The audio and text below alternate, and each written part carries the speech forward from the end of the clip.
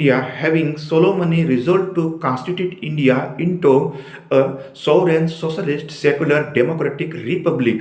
हम क्या है we the people of India, हम भारत के लोग, भारत को संपूर्ण संप्रभुत्व, भारत को क्या है, भारत को संप्रभु, हमारा भारत क्या है, संप्रभु है। भारत को संप्रभु समाजवादी, हमारा जात्यतीत सेकुलर समाजवादी पंथ निरपेक्षक लोकतांत्रिक रिपब्लिक है हमारा देश। ठीक है, तो हमारा देश क्या है, we the people of India having solemnly resolve to constitute India into sovereign socialist secular democratic republic है ये।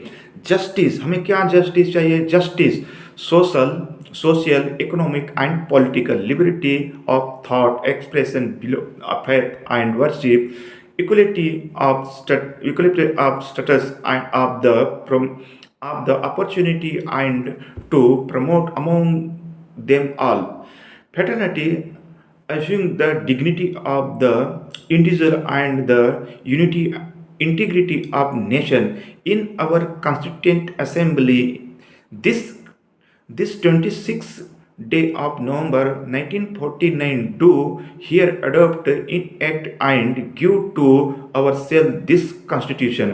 तो ये है हमारा कॉन्स्टिट्यूशन की प्रियम्बल।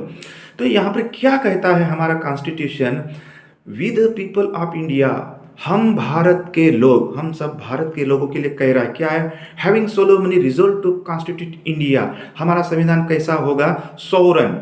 सोवरन क्या है, हम संप्रभु, सोशलिस्ट, हम क्या है, हम संप्रभु समाजवादी, सेकुलर, सेकुलर क्या है, पंथ निरपेक्षक, डेमोक्रेटिक क्या है, डेमोक्रेटिक लोकतंत्र, रिपब्लिक क्या है, रिपब्लिक गणराज्य, हमारा देश इस तरीके से है।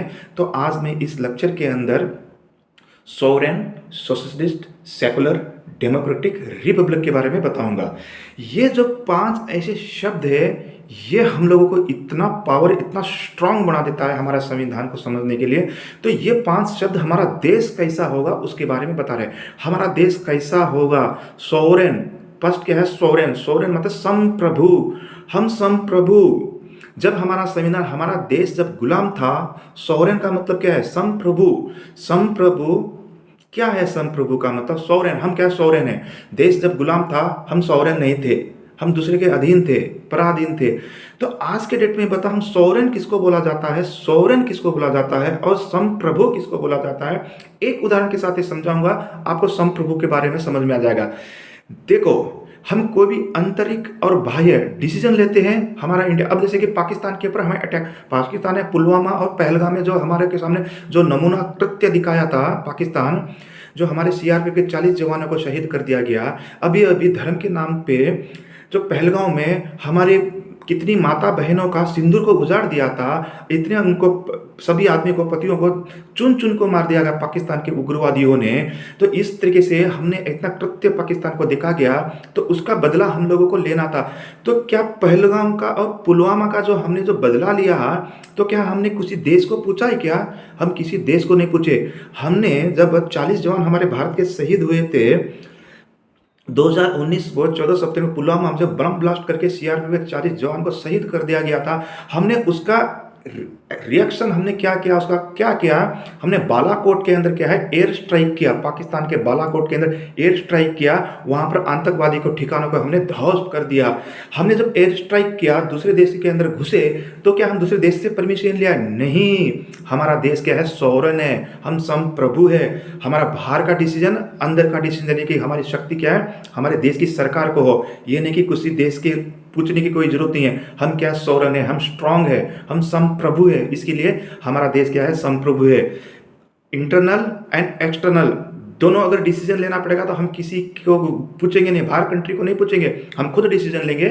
हम पाकिस्तान के ऊपर अटैक करेंगे, चीना के ऊपर अटैक करेंगे, हर देश के ऊपर अटैक कर सकते हैं। हम सोवरेन है, हमारी धरती बचाने के लिए, हमारे प्रतिष्ठा मान सम्मान, हमारा देश को बचाने के लिए हम किसी देश के ऊपर अटैक कर सकते हैं। ये नहीं कि किसी देश को हम पूछेंगे नहीं, क्यों, हम सोवरेन है, हम संप्रभु है, हम मालिक है हमारे देश के। तो ये है संप्रभु, ये है सोवरेन। अभी नेक्स्ट है सोशलिस्ट। सोशलिस्ट क्या है, देखो सोशलिस्ट को समझना है तो हमको मार्क्सवादी को समझना पड़ेगा।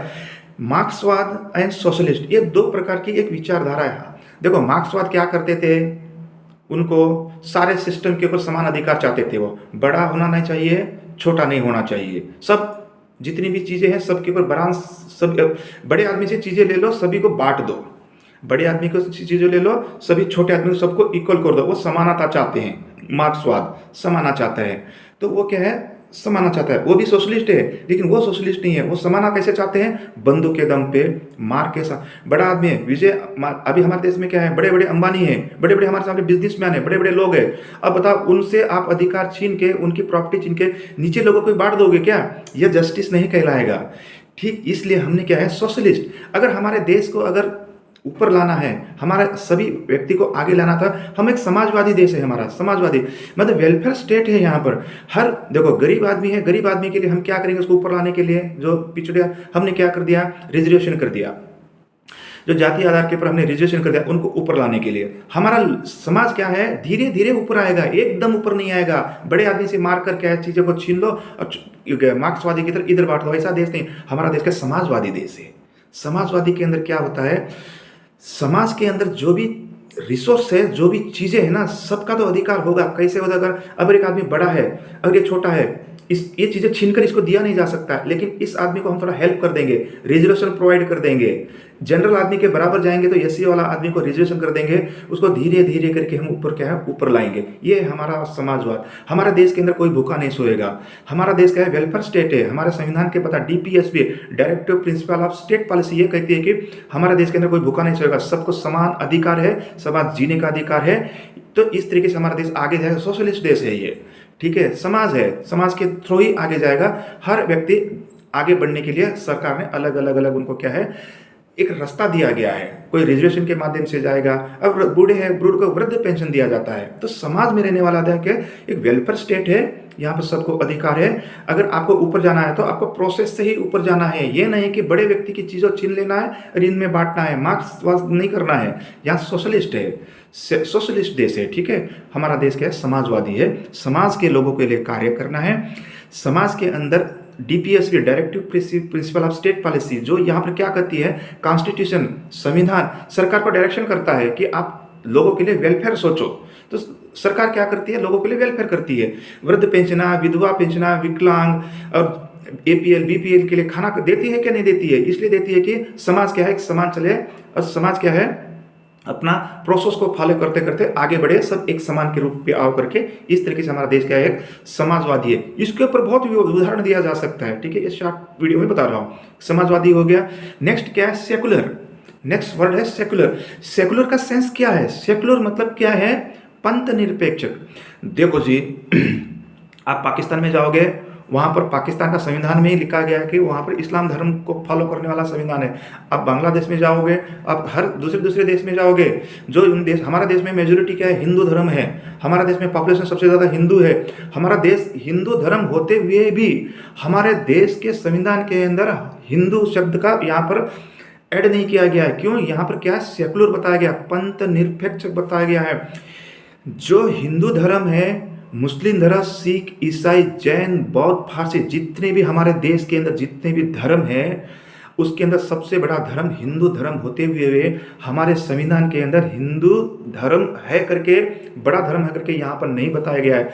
हमारा देश को क्या है, पंथ निरपेक्ष बताया गया है। तो यहाँ पर क्या है, हर धर्म को अपनी अपनी बातें बोलने का, अपना अपना धर्म का प्रचार करने का सबको अधिकार है। लेकिन ऐसा नहीं है कि अगर हिंदू धर्म अपनी चीज़ों को आगे बढ़ा रहा है तो ये नहीं कि दूसरे धर्म को दुख नहीं पहुंचाएगा। अगर इस्लाम धर्म है, अपना धर्म को फॉलो कर रहा है, तो ये नहीं कि हिंदू धर्म को छोटा दिखाएगा, क्रिश्चियन को छोटा दिखाएगा, सबको छोटा दिखाएगा, ऐसा नहीं है। हमारा देश के अंदर संविधान इतना अच्छा दिया गया है, सभी धर्मों को यहाँ पर मानना है, सभी धर्म को आगे बढ़ाने का अधिकार है, और संविधान के अंदर कोई एक धर्म को विशेष नहीं बताया गया है। इस देश के अंदर सभी धर्मों को क्या है, समान रूप से अधिकार दिया गया है।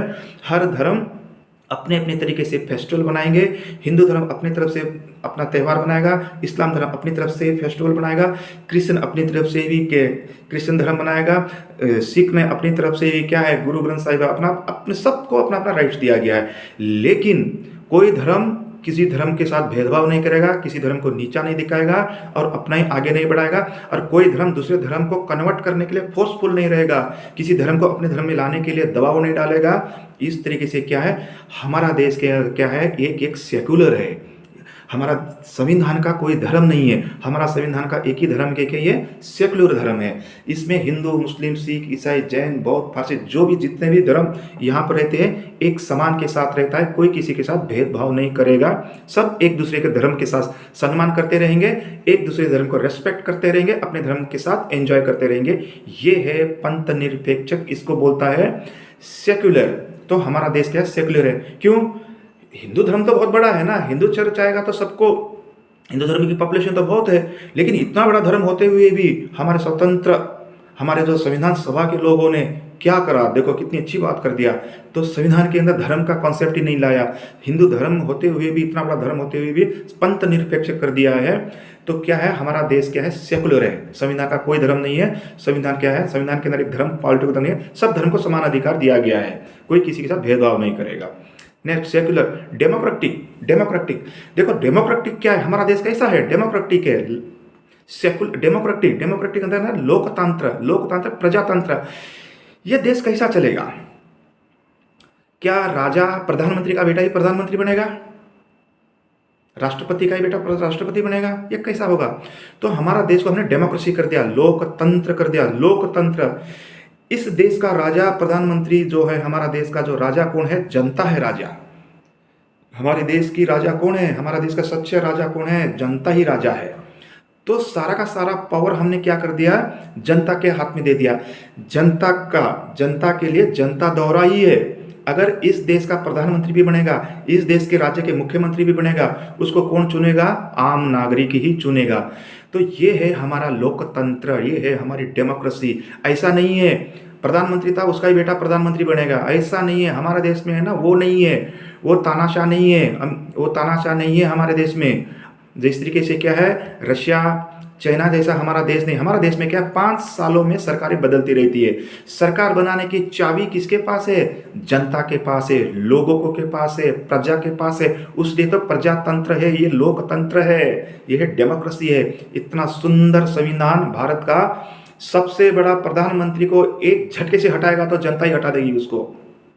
तो इस देश का सबसे बड़ा मालिक कौन है, जनता मालिक है, आम लोग मालिक। हम हैं सबसे बड़े मालिक इस देश के, हम ही हैं सबसे बड़े प्रधानमंत्री, आम जनता ही प्रधानमंत्री है इस देश का।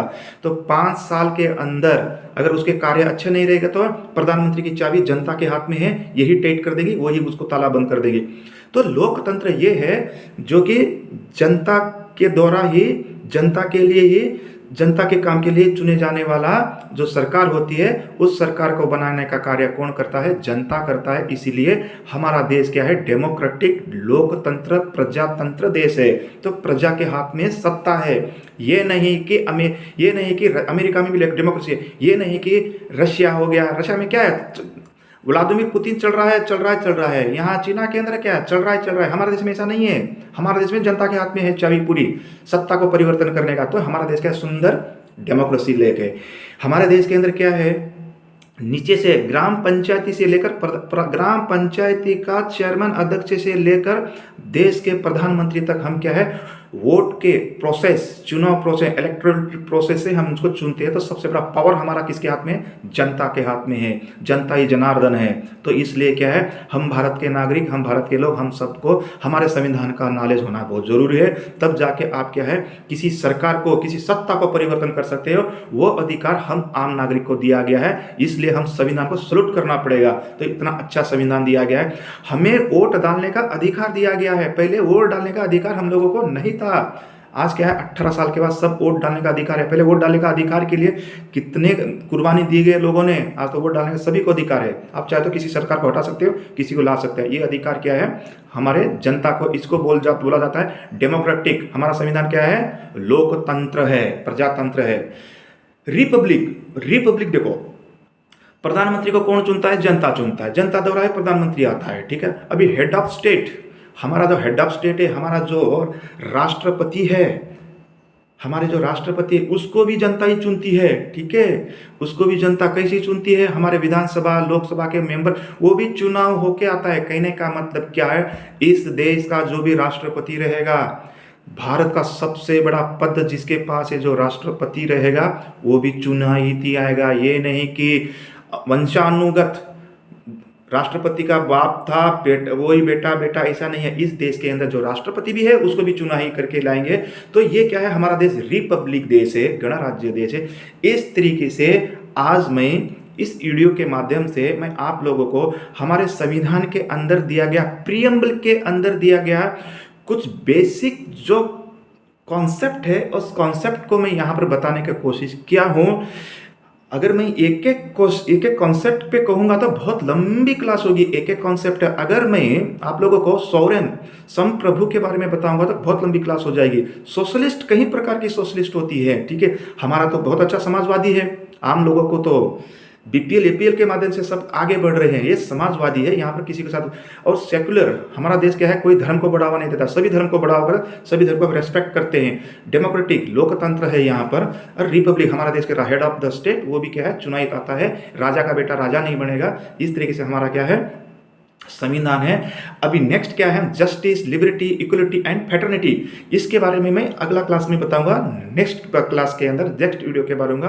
इस तरीके से मैं इस वीडियो के माध्यम से हमारे भारत के सारे केरल से, कन्याकुमारी से कश्मीर, गुजरात से त्रिपुरा, पूर्व से पश्चिम, उत्तर से दक्षिण के अंदर रह रहे हैं सारे हमारे भारत के नागरिकों को यहाँ हमारा देश का सुंदर भारत का संविधान के बारे में आप सबको जागरूक होना, इसको जानना बहुत ज़रूरी है। आज के दिन में हमारे देश के अंदर कई प्रकार की समस्या क्रिएट हो रही है।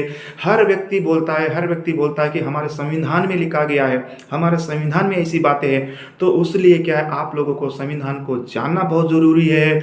अगर हिंदू भाई है तो अपने रामायण महाभारत को पढ़ो, उसको जानो। मुस्लिम भाई है तो कुरान को भी पढ़ो, और ईसाई भाई है तो अपने बाइबल को भी पढ़ो, और सिख भाई है तो अपने गुरु ग्रंथ साहिब को भी पढ़ो। सारे अपने धर्म ग्रंथ को पढ़ो, उनको भी समझते हुए अपने एक सुंदर भारत के संविधान को पढ़ो, जो कि हम लोगों को जीने का अधिकार देता है, हम लोगों को इस देश के अंदर रहने का अधिकार देता है। हमारे ऊपर अत्याचार हो रहे, उस अत्याचार को हमें बचाने का कोशिश करता है, और हम लोगों को जीने का अधिकार देता है। हम लोगों को क्या है, हम लोगों को जीने का एक ऑक्सीजन के रूप में हमारा संविधान कार्य करता है। इस संविधान को समझना हम सब भारतीय लोगों का परम धर्म और परम कर्तव्य है। कहते हुए मैं आज इस संविधान के बारे में थोड़ा सा मैं डिटेल में बताया हूँ। अगर आने वाला और भी वीडियो में इस पूरे भारत संविधान को मैं आर्टिकल 1 से लेकर पूरी संपूर्ण आर्टिकल, और इसके क्या है, कितने शेड्यूल है, हमारे शेड्यूल के इसको कहा जाता है, और इसके अनुच्छेद, इसका भाग, जो भी भाग है सब भाग के बारे में बताऊंगा। गवर्नमेंट क्या काम करेगी, स्टेट गवर्नमेंट का काम क्या है, सेंट्रल गवर्नमेंट का क्या है, हमारा देश के ऊपर इमरजेंसी कब लगती थी, राष्ट्रपति शासन कैसा आ जाता है, फाइनेंशियल क्राइसिस होता है हमारे देश के ऊपर, फिर हमारे फंडामेंटल राइट्स, हमारे जो मौलिक अधिकार कैसे छीन लिए जाते हैं, ये सारे के सारे के मैं बताऊंगा। इसलिए हमारे भारत के नागरिकों को आपके कुछ ना कुछ तो आपके मौलिक अधिकार आपको जानना ही बहुत जरूरी है। जो 6 मौलिक अधिकार दिए गए, 6 मौलिक अधिकार को आपको जानना है। अगर आप 6 मौलिक अधिकार को जानोगे तो आप सच्चे भारतीय नागरिक कहलाओगे, वरना आप गूंगे बन के रह जाओगे। आपके अधिकार आपके छीन के चले जाएगी दुनिया, आपको पता ही नहीं चला रह जाएगा। आज़ाद देश के अंदर आप गुलाम जैसे रह जाओगे। इसलिए आपके अधिकार को पहचानो, अपना संविधान को पहचानो, तब जाके आपके अंदर एक स्ट्रेंथ आएगी, आप अपने अधिकार के लड़ोगे और अपनी खुली आज़ादी का, संविधान का ऑक्सीजन लेके आप जियोगे, तब जाके सच्चे भारतीय कहलाओगे। ऐसा कहते हुए मैं अपने इस वीडियो को, इस लेक्चर को यहीं समाप्त करता हूँ। सभी को जय हिंद, जय भारत।